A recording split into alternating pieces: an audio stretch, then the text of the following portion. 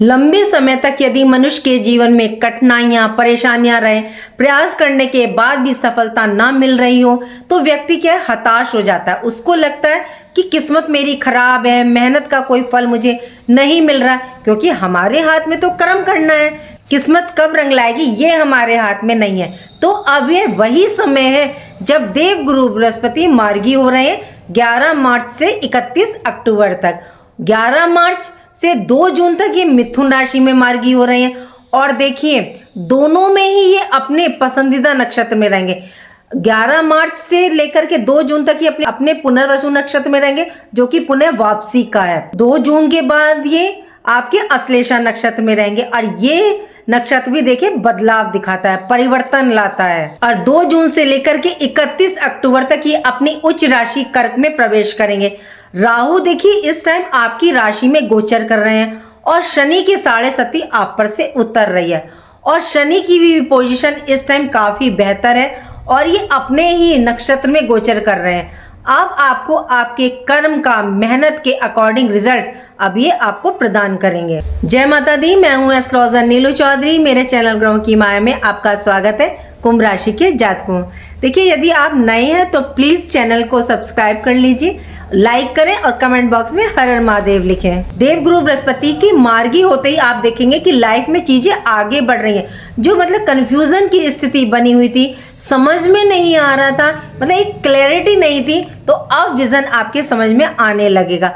अब आप दूसरों पर फोकस नहीं करोगे, आप स्वयं पर अपने ऊपर कार्य करोगे। पीछे आपने काफी समय से चीजें सीखी, मतलब ये समय आपको बहुत कुछ सिखा करके गया कि अब मुझे अपनी फ्यूचर लाइफ को बेटर करना है, तो अब आप करना शुरू कर देंगे। अभी तक जो आपके माइंड में प्लानिंग थी या प्लानिंग बना रहे थे, तो उसको एग्जीक्यूट करने का समय है। देखिए गुरु ज्ञान के कारक है, और ज्ञान तो ये आपको दे रहे हैं, लेकिन कार्य कैसे करना है उसका जो भार होता है, उसको जो प्लेनेट में अधिकार मिला वो मंगल के पास है और शनि के पास है।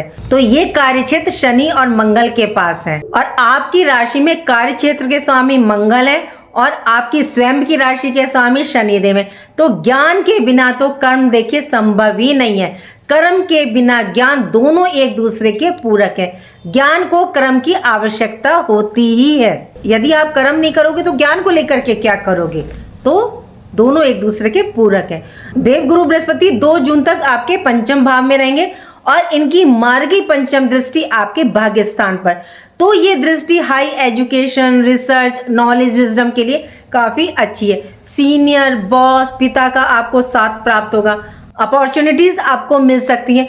आपकी कोई विशेष इच्छा पूर्ति है तो वह इस टाइम पूरी हो सकती है। देवगुरु बृहस्पति आपके 11th हाउस के स्वामी है, लाभ भाव के, और धन स्थान 2nd हाउस के स्वामी है, धन बैंक बैलेंस के।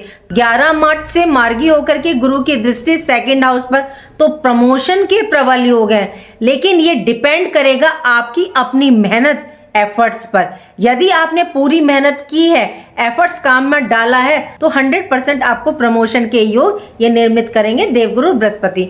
गुरु बृहस्पति की दृष्टि देखिए आपके 9th हाउस भाग्य भाव पर है, और आपके 1st हाउस पर रहेगी। तो लाइफ में बड़े बदलाव, परिवर्तन आपको देखने को मिलेंगे। 11 मार्च के बाद स्टूडेंट का माइंड जो है, जो भटक रहा था, मतलब कंसंट्रेशन, आपका फोकस हट रहा था, कंफ्यूजन की स्थिति बनी हुई थी, तो वह अब दूर होगी। स्टूडेंट स्टेबल हो जाएंगे शिक्षा के प्रति, मतलब उनका पूरा फोकस अब अपनी शिक्षा पर रहेगा।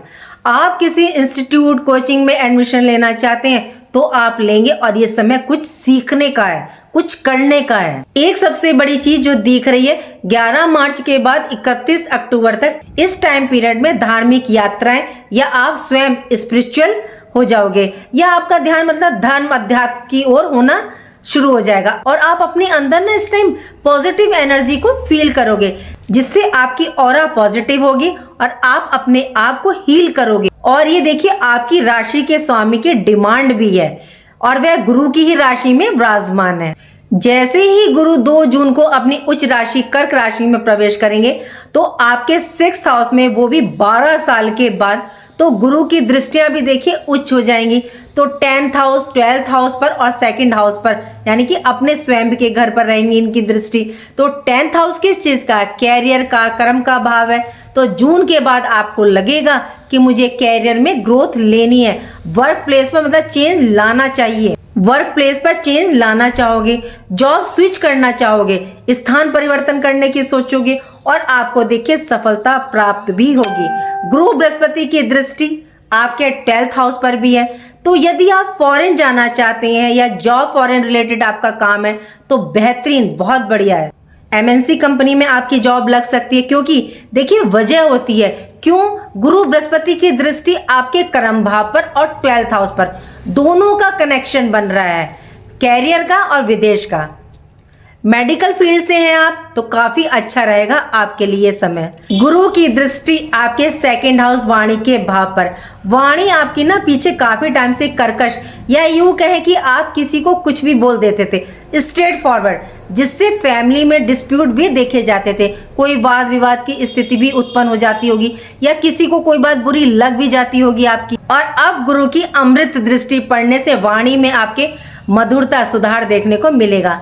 संतान के कारक है गुरु, और गुरु मार्गी होते ही 11 मार्च के बाद संतान रिलेटेड खुशखबरी इच्छा आपकी पूर्ण होगी। यदि काफी टाइम से जॉब नहीं है या आपकी छूट गई है तो 11 मार्च के बाद पूरी पॉसिबिलिटी योग निर्मित कर रहे हैं देवगुरु बृहस्पति, लेकिन ये योग 2 जून के बाद और भी ज्यादा प्रबल हो जाएगा।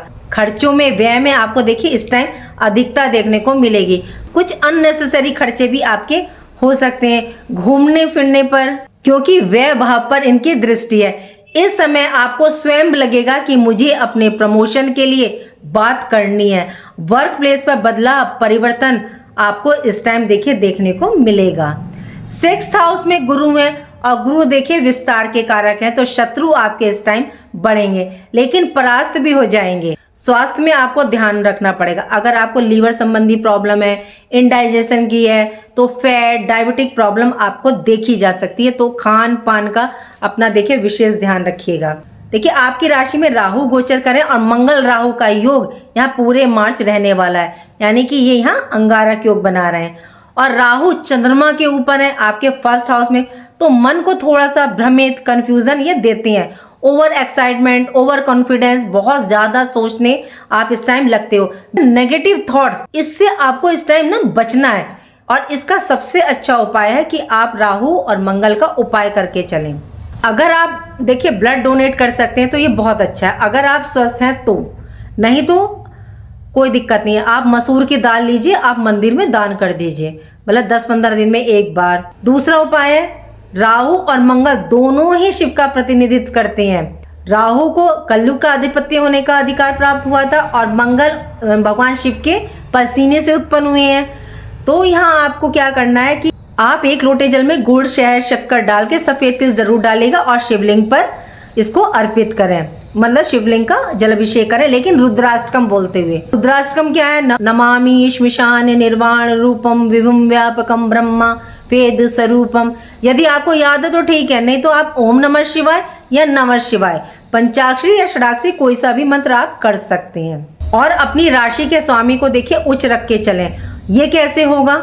ये आप देखिए कभी कभी ना आप तला भुना, मतलब समोसे पकौड़ी कुछ भी, आप जो मजदूर होते हैं या नीचे के कर्मचारी होते हैं, आप उन्हें कुछ ना कुछ देते रहें, इससे शनि बहुत प्रसन्न होते हैं। सुनने में ये बहुत अजीब है उपाय, लेकिन काम बहुत अच्छा करता है, मतलब इसके रिजल्ट है। और देखिए शनि की सबसे पहले डिमांड होती है कि आपको आलस त्यागना है, आलस को त्यागें, किसी को परेशान ना करें, किसी के साथ गलत ना करें, माता के साथ सबसे ज्यादा अपने संबंध अच्छे रखें, फिर शनि आपको बिल्कुल भी नहीं करेगा परेशान। और देखिए वैसे भी आप पे 7.5 जा रही है, अगर आपको इनका अच्छा रिजल्ट लेना है तो आप इन चीज को ध्यान रखिए, फिर देखिएगा जाते जाते शनि आपको बहुत कुछ दे करके जाएंगे। यदि किसी की पर्सनल हॉरोस्कोप में शनि मतलब मार्केश है या नीच है या पाप दृष्ट है तो आप ये उपाय करेगा, आपको रिजल्ट मिलेगा। उम्मीद करती हूँ कि जो जानकारी मैंने आपको दी वो आपको पसंद आई होगी। पसंद आई है तो लाइक कीजिएगा, कमेंट बॉक्स में हर हर महादेव लिखिए और मेरे चैनल ग्रहों की माया को सब्सक्राइब कीजिएगा। राधे राधे, जय माँ बाबा।